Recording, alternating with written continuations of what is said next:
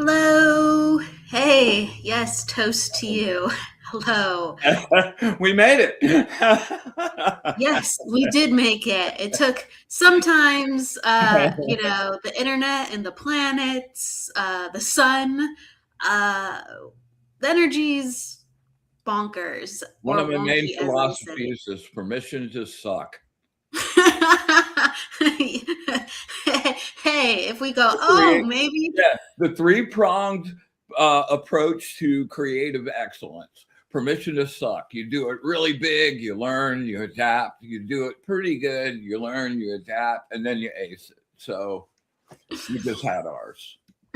We did, and here we are. So sometimes it's just things that you just laugh at, and Always. that's what's great.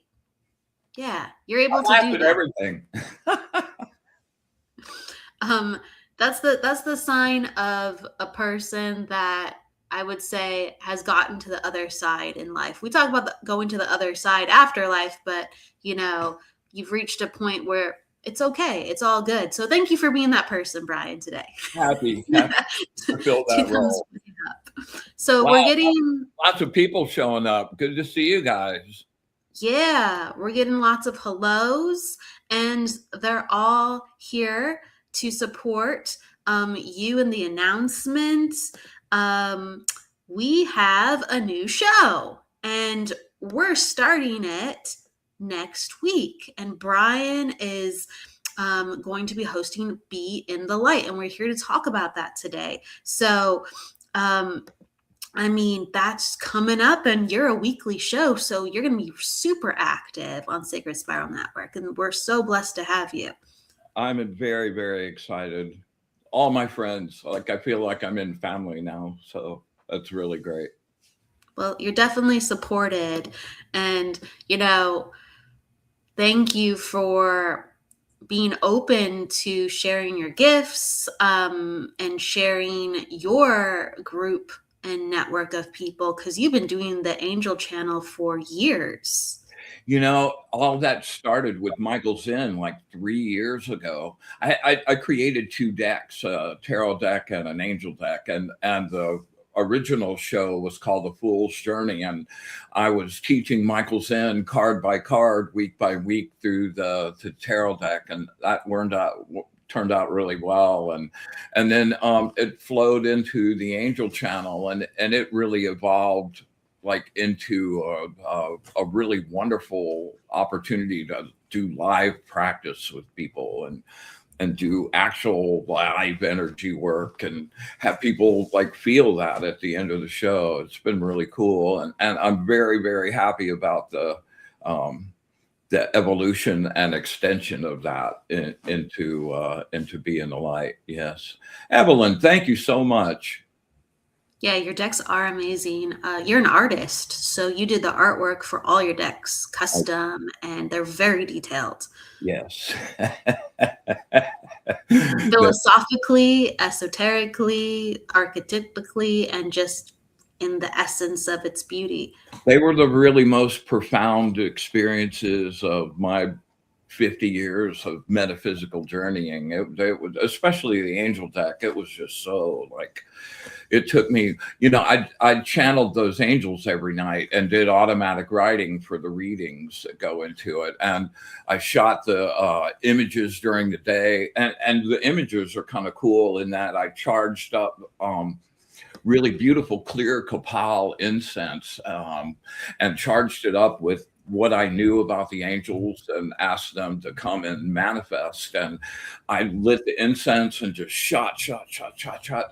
And all of those images on the cards are all that incense smoke and the angels actually manifesting into that. Arnie, thank you very much. And then that night, I was always shooting that in the sun. And then that night I would do whatever angel I shot that day and to do the automatic writing with it. And I did that every day for 72 days in a row. And it changed me in so many profound ways. I'm really, really, really grateful for that experience. It was wonderful. And the cards kind of hold on to that. They have a special something about them. They really do. A lot of people are asking to see your deck, your multiple decks, and let me see if I can kind of pull really quick. I know I have your art, and there's the Wizard of Odd Tarot. Yeah. Here, I'm gonna. That's this one. Let's screen share. The hardest part of the deck was not actually making the deck. It was doing this dang little manual, man. I was exhausted. I'm going to have you show it. And then I'll show anything else we need to see. Yeah, this crazy little manual, like you would think it was like really easy, but my cards have it's multiple divination systems. So there's like numerology, there's geomancy, there's Ifa, Meiji, Odus, there's runes. So every card had four, it was writing 3 or 4 manuals at one time. Yeah. And yeah, that was really, really intense. Yeah. Let's see, here's one. Oh, sorry. King of Pentacles. And that's with light and angles, or how did you shoot those? Let me pull out one here where some of the cards are out. I like this one. This is the Magus of the Mind. And I lit up incense smoke. I charged up, just like with the angel thing, I charged up the incense with everything I knew about the card at the time. And then when the smoke was rolling and I've got it all backlit with the sun, I'm in the middle of it, just shooting away until my solar plexus lit up and went, wow, here you go. And most of the time, the one I thought was going to be the one turned out not to be the one. Like I'd look 5 or 6 more and go, oh my God, wow. It was a great magical experience. It really was on every level. The cards are actually absolutely beautiful. And yeah, I would love to just showcase more so of you as an artist, really. So maybe we should focus on that for one show. But Brian, so for Being the Light, he is going to be doing live readings. He's going to be doing energy transmissions and practicing. So people who are working on their healing skills, he's actually going to be teaching and holding space. So it's very interactive. A lot of people, we're not doing readings tonight, but he will be doing readings next week, same time. Absolutely. Monday, 4:30 Pacific Standard Time. So he will be back in just a jiffy. But people are very excited. And I want to say hello to everybody coming on in. Hello, Sierra. Jennifer Rose is in the house. Kim Princess. Evelyn. Arnie. Hello. Arnie, my brother. Kweezy. I think I say your name like this, Eonis. She's saying a big hello from Wales, Northern Wales. Hola. Hello, Allison. Michael Christopher just came in and said hi. Hello. Craig. Oh gosh, beautiful, Craig. This is a testimonial. He said you healed his cancer when you were doing healing transmissions together with your energy work. That's true. Wow. Can we hear a little bit about that story? That's incredible. Well, sure. One of the things I really wanted to do with the show is I've been doing like energy work, like physical energy work, telekinesis for about 20 years now. And my teacher saved my life. I was like at the edge of death. And it really gave me purpose, and cracking the wall of something you've been told is impossible all your life changes the scope of life altogether. And I really began like I've been really committed for the last 20 years. Like that's what I've done, and pushed my own abilities. And the one of the ways to use those is to help healing, healing people, and being able to use energy that you can make dense enough to move an object in the real world is substantial enough to make real progress happen. And Craig wound up feeling really bad. I've known him for a long, long time. And he was feeling really bad for a long time, had diabetes. And he went to the VA, and they just kept giving him more and more and more metformin. I'm like, oh, what are you doing? And he just kept going downhill. And so one afternoon, he was like, B, I can't hardly move, man. I can't walk 50 feet without like wanting to have to sit down. So I got all intense on him and told him to go to, he lives in Iowa, and I was down in Miami. So I told him to go to the emergency room. He did that. It turned out that he had like a softball sized tumor on his colon. And we went to work on it that day, and he went through his treatment. The tumor's gone. He's had years now of it not coming back. See, that's one part.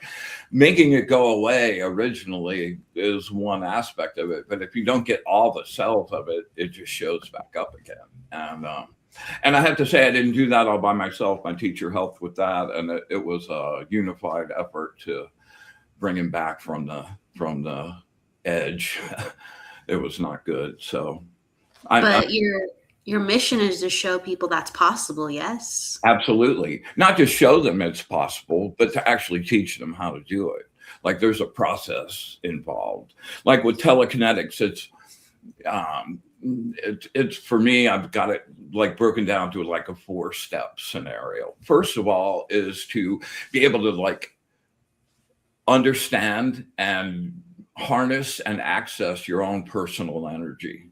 Like it just sort of flows around with us with whatever we're doing, but it's yours to access. And that energy is actually the creative spark of the source.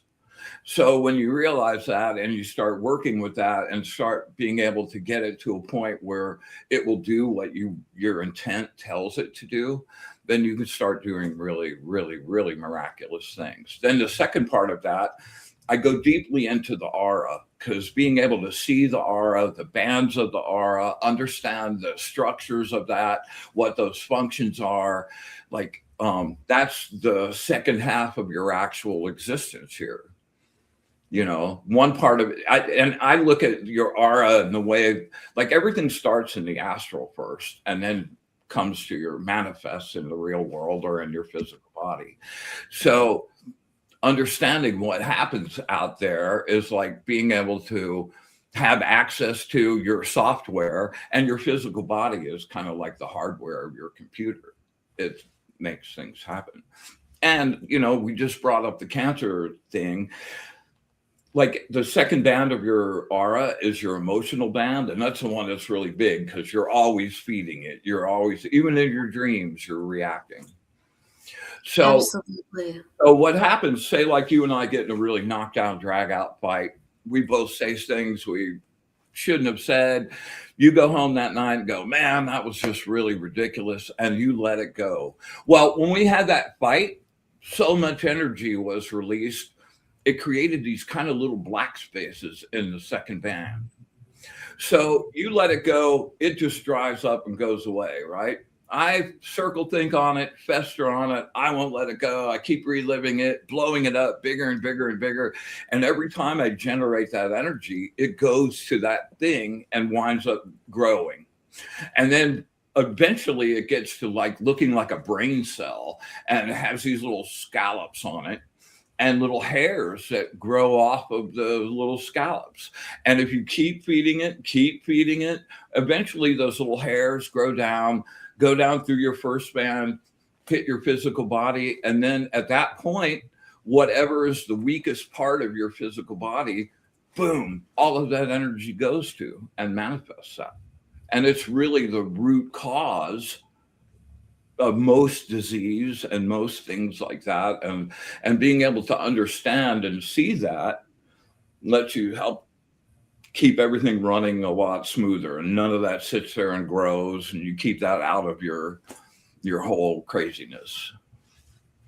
So, from, and how can I put that? There's inceptions of energy that can be created, and depending on how we are able to let things not grow inside of us and to be okay with where we're at and let things go, we can make sure it doesn't find a house and fester inside of us. Well, that's one part of it, but also keeping that clean and Yes. physically, just like you wash your body every day. You go and take an astral shower and just clean all that stuff off.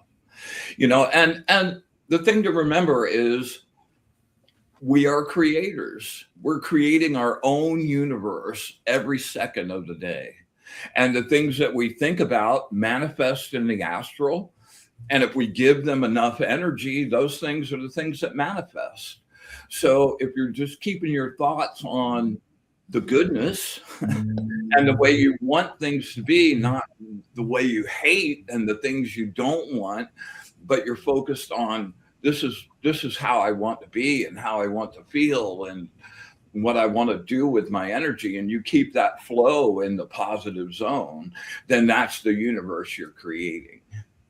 Absolutely. I think, you're promoting, and I definitely believe in the same teachings that, I mean, energy is real, and just like right, and it's just like it's not healthy to have a cluttered home, and there's ramifications like dust builds, and then if it gets really bad, it's like a hoarding situation, and then God forbid, there's rats and bugs, and you have to be in charge of your space. You have to be in charge of your space, and energy has so much life force to it that it can also be leached off of, or all of a sudden there's leaks and just things pouring out of you where the house is crumbling, and maybe a neighbor's taking a brick because their house is crumbling too. And who knows? Who knows?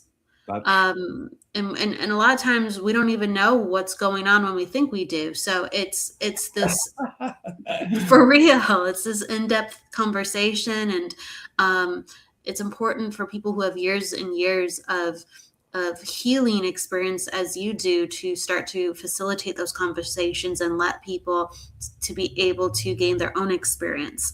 And so that's why Brian's show is going to be unique, because he's going to let you do exercises in real time. Exactly. And when you start to realize that and you just focus on that, you'll be amazed at the things that you're capable of doing. We have so many abilities that we leave dormant just because society has told us it's impossible and you shouldn't be going there. Okay, so let me get back on track. So first two things: energy access, understanding the structures of your aura and how to work around in that.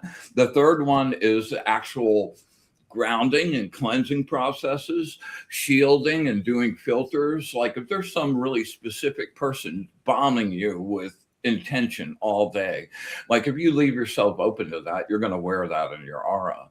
So, being able to call up some energy and program that energy with that energy signature and be able to just block out that one signature, man, it's really great. Overall shielding is cool if you need super protection, but it blocks out everything else too.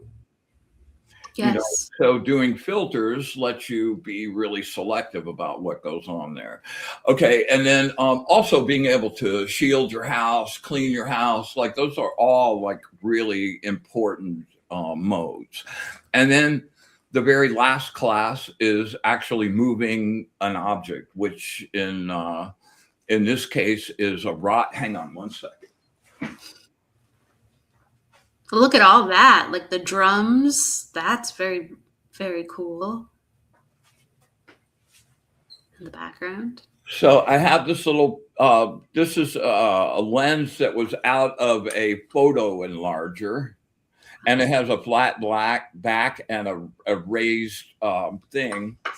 And then this is an antenna from a boom box, and that gets balanced. Here we go. Yeah, there we go. That gets balanced on the lens, and then with your energy, you push it around in circles and move it, stop it. Like that's how you kind of get your initial chops up for being able to move into some of the more difficult effects and stuff. But just even doing that, like everything spins. When you think about it, it's like, oh, why do I want to spin a rod for? But when you really get control of that and understand that, manifesting things by going to the quantum field and spinning particles, being able to reach into the salt shaker on the other side of the room and spin the particles of that and elevate that so it goes out of phase, pull it over here and bring it into a little bottle. The applications for that are kind of endless.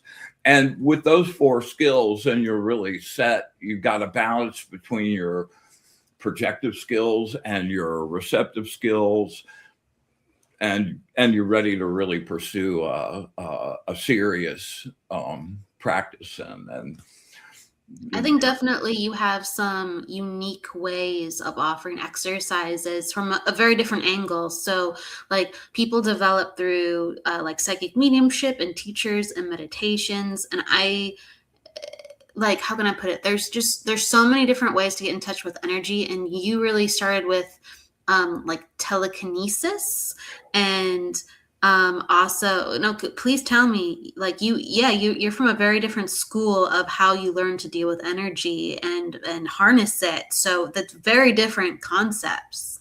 Well, I have a long metaphysical history and journey, and I got involved in lots of different organizations, the Golden Dawn. I really came from a magic standpoint when I was really young.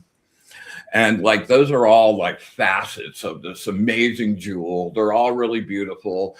And no matter which one you select, they all lead back to the little point at the bottom, which is the source. So, doing an effect, after I first started doing it and got some skill where I could just enjoy it and not have to worry about doing it so much, I used to tell my friends it's the closest I feel to God, because you're accessing and activating the part of you that is part of God. And waking that up, man, changes everything. And elevating those abilities, like you'll notice if you're like your natural ability is far-seeing psychic, that working on your projective abilities and bringing those up, like elevate everything else too. It's not like it's just a singular thing. So it really becomes a wonderful way of life. And the food, how you think about life, what way you conduct yourself with other people, and the things I'm teaching right now, like it's not book learning. It's road tested. I've been using these for decades. So I'm an Aquarian. I'm a Sag Aquarian. So I want to break it down. Like I want to know how it all works. So in my own practice, I'm kind of like really analyzing, why is that working like that? Why is that happening like that? And that's the stuff I'm really excited to share. And it feels really amazing. Like my teacher, he's beyond. His teacher is beyond. Oh my God.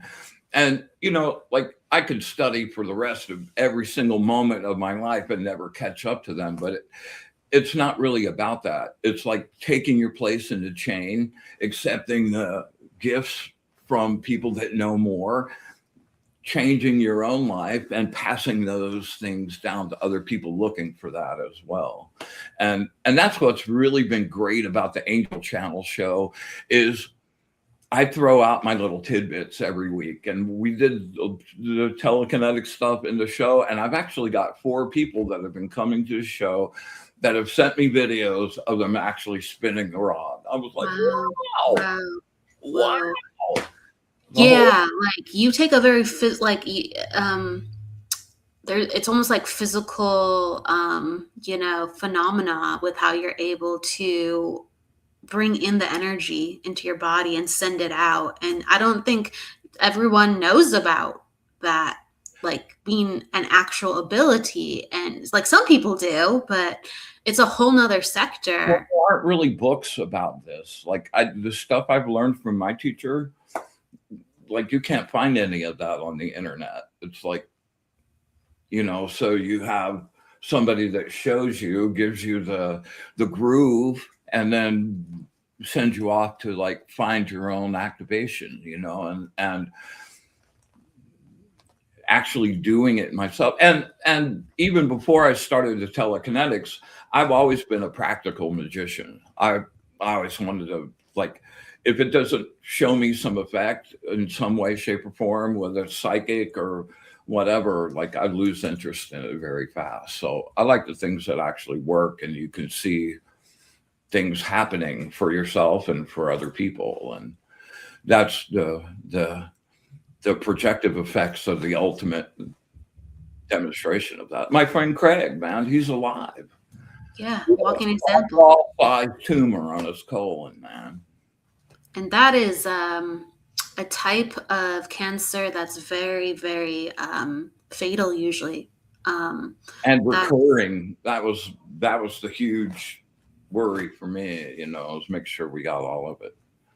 My goodness. I'm really excited to have you facilitating talks about what is possible with energy, physical manifestation, whether it's on the healing side or energetic side of learning what is possible, how we have power, how to access and connect with other power grids even. There is a question, I think that's neat, for Michael Christopher, and he was saying, Brian, just curious, are you able to identify others that have healing abilities? Well, I really worked on my ability to see auras. So like, I don't turn that off and on anymore. That's like actually the thing I see first on people. And usually that kind of shows up in really specific ways in your aura. Just like you can see, like somebody's got a really bad neck ache and headache, you see the little it's really obvious where it's happening there. And that's one of the main reasons for developing that skill, which is actually a class I teach and I'll be showing in the show how to see that, because you're not guessing in any way, shape, or form. You're going right to the source of the thing you need to work on, and that makes it a lot easier. But yeah, in answer to your question, Michael, yes. And dude, I love your work, man. You blow me away. Michael's rocking. You said like that's a part that you see first, if I may ask. So do you feel it? Do you see the color? Like what hits you? Like you'll be able to go more into it and see aspects at different times. I can understand that. But what hits you over the head first? Because you said you're like, it's the first thing. I'm really visual. I'm the ultimate image kid. So like I walk up to somebody, I'm seeing their light sparkle before I focus on their actual physical. And that's just a really great way of knowing how to flow through the flow. So you see people sparkle. So like, how does that look from person to person? I just need to know. You got me so curious. I need to. Well, everybody has colors. Everybody has a vibration and a resonance that they vibrate at, and a frequency. And those frequencies all like relate to, they generate, it's not photon light, but it's astral light. in different colors relating to that um, particular person's frequencies on that. So everybody's a different color. It's really very beautiful. And, I don't go walk around telling people, oh, yeah, I can see your aura, because they just think you're crazy, man. I have enough of that already. I mean, it's real. It's real. I don't necessarily see sparkles on people all the time, Well, but it's I'll not see just like sparkle, colors it's and a glow, man. It's yeah, a the glow. energetic glow. And it's usually the second band that you see first, because that's got the most energy in it. That's where your Yeah. anger and your love and your like all of those intense emotions live in there. So it's always really big. And it's always reacting to every bit of input that you get. Your aura is reacting. It was just a little bit. So it's like the turbulent sea, it's always in motion. And you can kind of like one of the ways I pick to practice, like I like to practice in situations that annoy me. So I'm in a grocery store and every day, long lines, long lines, long lines. I'm like, oh my goodness. So Oh I'm my in a goodness. store with it during the day with fluorescent light, which is the worst light in the world to try to see some astral light. And I started practicing on seeing the auras of the people in front of me. And I started picking up information about them. And like now I can do that like really easily, but it was very difficult at first. But it's just like anything else. You want to get good at anything, you got to practice, whether that's a musical instrument or drawing or like it requires repetition and practice and learning. And, all of those skills are available to you if you want to put the effort towards manifesting them. I agree. Practice, practice, practice. We're not going for perfection, but you have to open up the space. And so, one of those spaces, if you'd like to learn more about energy and actually get to practice, not just talk about it and ask questions, but do the exercises. Come to Be in the Light. That is debuting next week at 4:30 Pacific or 7:30 Eastern Standard Time, and it's a weekly show. So Brian is going to be here, just really holding space for a lot of people very frequently. I So really look forward to connecting and sharing some goodness for sure. Michael's in, Mike Bud. There you go. he came in right at the end of the hour, or the well, it's not the hour, but you metaphorically speaking, clutch, Yeah. Michael. Really want to send out the invitation to come and play, and you'll feel better at the end of the show than you did when you got there. So come share with us. I'd love to see you guys. That's a great intention, and please, everybody who is asking about Brian's work. He does so much, and you're going to get to know him further. Please go to his website, and I'll just showcase that for a second before we go. Wizard of Odd Tarot. I'm in your art section. Yeah. For just a moment. This is all your photography and also your light painting artwork. Absolutely gorgeous, absolutely beautiful. So that's just a taste. That's just a small thing of what he does, and it is mighty just in that. So with that said, I guess we will bid you adieu for tonight. Thank you for coming by, and Michael is singing your praises as well. And Evelyn, I can attest to feeling better after the show. Awesome. People are sharing the love. They really are. Is there anything you'd like people to know before we sign off for tonight, for next week? Just remember, you're always, always, always connected to the source. And that's the place of ultimate truth. And the more you go there, the brighter you'll be, man. I'm looking to bright things from all of us. Thank you for sharing your lights, and I'm excited to further be in the light. Yeah. Thanks, Kelly. I really appreciate you including me in the family and Jennifer, all of you guys, I appreciate your work and your efforts more than I can tell you. And I'm really, really honored and grateful to be part of the team. Thank you so much. You're a true brother, and the family grows, right? The family grows. With lots of love and hearts, we're going to bid you a good night. We have Fashionably Spiritual coming on in just about 45 minutes. So we have a busy night, but we're very excited for the new show. You're the first show of the year. And we will see you next week, Brian, okay? Peace, everybody. Take care. Bye.